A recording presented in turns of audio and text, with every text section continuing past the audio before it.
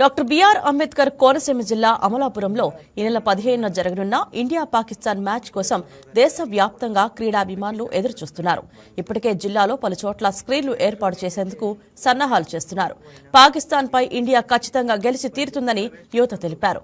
మరింత సమాచారం మా కోనసీమ జిల్లా స్పెషల్ కరెస్పాండెంట్ వెంకట్ అందిస్తారు. 15వ తేదీ ఆదివారం ఇండియా పాకిస్తాన్ మ్యాచ్ శ్రీలంకలో జరగనుంది. ఈ నేపథ్యంలో దేశవ్యాప్తంగా కూడా చాలా సర్వత్రా ఉత్కంఠంగా ఎదురు చూస్తున్నారు ఈ మ్యాచ్ కోసం. ప్రస్తుతం మనం అమలాపురంలోని ఆదిత్య డిగ్రీ కళాశాల వద్ద ఉన్నాం. మరిన్ని విషయాలు విద్యార్థులను అడిగి తెలుసుకునే ప్రయత్నం చేద్దాం. చెప్పమ్మా, ఈసారి ఇండియా పాకిస్తాన్ మ్యాచ్ మొన్న జరగదనుకున్నారు. ఎటకేలకు అటు ఇండియా కాకుండా ఇటు పాకిస్తాన్ కాకుండా శ్రీలంకలో ఈ మ్యాచ్ నిర్వహించేందుకు ఏర్పాట్లు చేశారు. ఈ మ్యాచ్ ఎలా ఉండబోతుంది అనుకుంటున్నాం? We're waiting for the match eagerly. India and Pakistan match అంటే ఎప్పుడు ఎగ్జైట్మెంట్ అండ్ థ్రిల్తో చాలా గట్టిగా ఉంటుంది. ఈసారి కూడా అలా ఉంటుందని ఆశిస్తున్నాం. అండ్ మనకి ఇండియా టీం కూడా చాలా గట్టిగా ఉంది.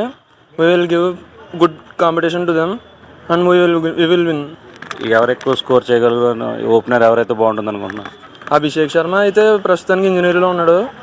అభిషేక్ శర్మ కోలుకుంటే మనకి చాలా మంచిది. He will be an asset for us. He score more runs in the match.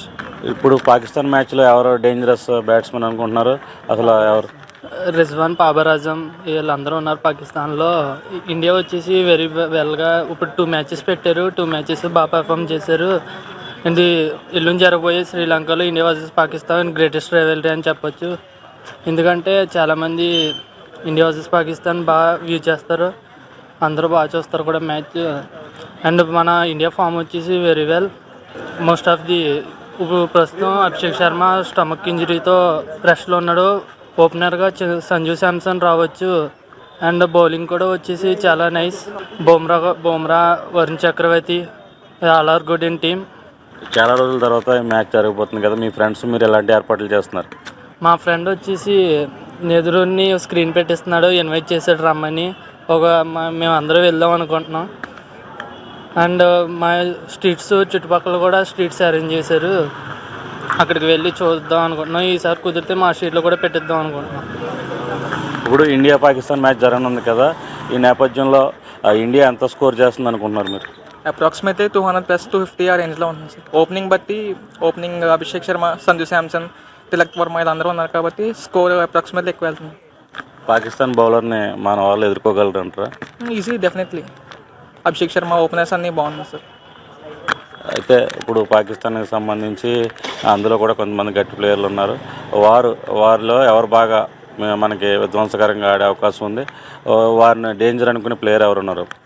Player అంతా స్పెసిఫిక్గా లేకపోయినా జస్ట్ ఓపెనర్, మిడిల్ బ్యాట్స్మెన్ వరకు బ్యాటింగ్ అయినప్పుడు ఉంది. బట్ ఇండియా బౌలింగ్ అయినా బాగుంది కాబట్టి అంత కంగారు పడక్కర్లేదు. తర్వాత అప్పుడు ఎన్ని రన్స్ తేడాతో మన ఇండియా గెలుస్తుంది అనుకుంటున్నారా లేదా ఏంటి?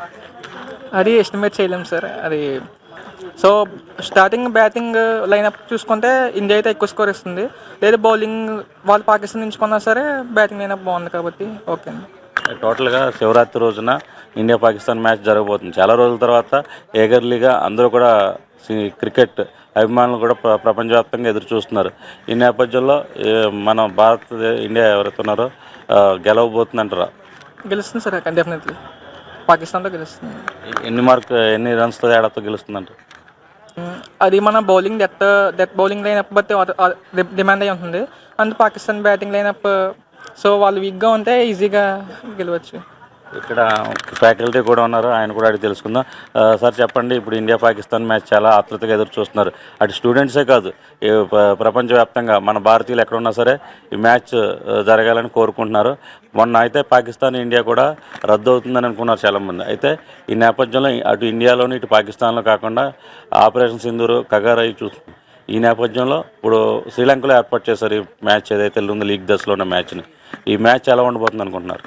యాక్చువల్గా ఇండియా పాకిస్తాన్ మ్యాచ్ అంటే కొంచెం ఉత్కంఠభరితంగా జరుగుతుంది. ఆ రోజు ఎటువంటి పనులు పెట్టుకోకుండా మ్యాచ్ టీవీలకు అతుక్కుపోయి చూస్తూ ఉంటాము.